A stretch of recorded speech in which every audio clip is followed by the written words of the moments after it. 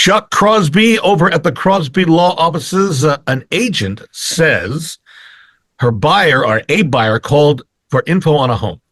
And again, I should point out that we get a lot of local and maybe national agents who listen to the show because there's a lot of advice given. And so we will call, we know you're listening and we appreciate that.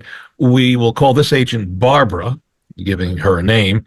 And so Barbara says she gave this buyer a lot of information. And then the buyer identified that they had signed an agreement with another agent, but now doesn't like what the other agent, lack of response and attention, wants to work with Barbara.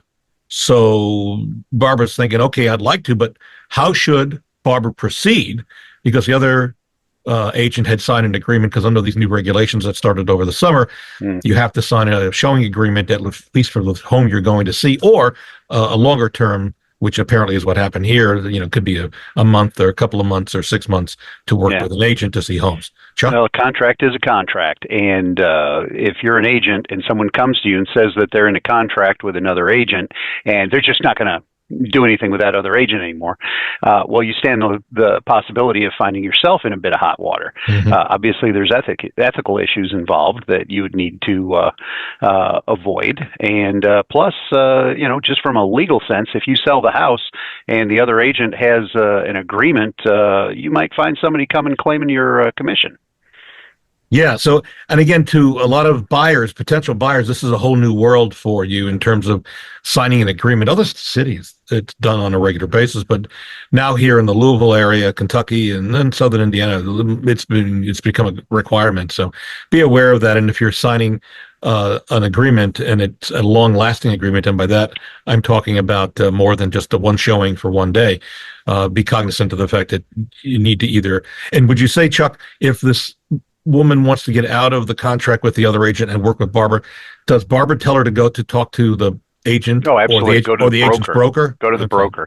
Because an agent is just that, an agent, not for the individual, but for the broker. So the broker is the person with whom you're dealing, and they've got an agency relationship with their agent to act on their behalf. So you go to the top. And most brokers that I've run into when this kind of thing happens understand what's going on, and they realize that if the person breaks the contract with the realtor, well, there's all kinds of reasons that are going to pop up if they try and use legal means to enforce it.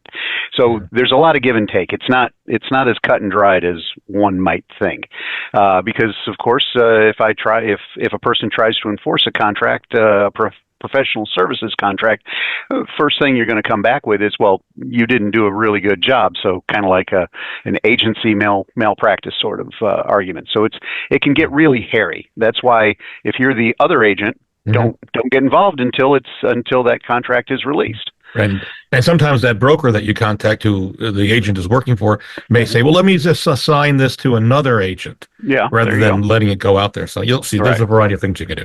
Yeah.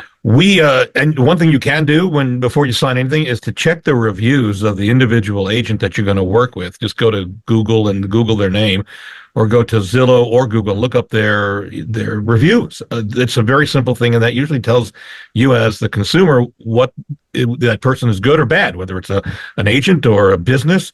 And that's why I'm really continually telling everybody about our reviews. We're very proud of them. We're not 100%. We can't be 100%. Well, we try to be, but we can't, everybody.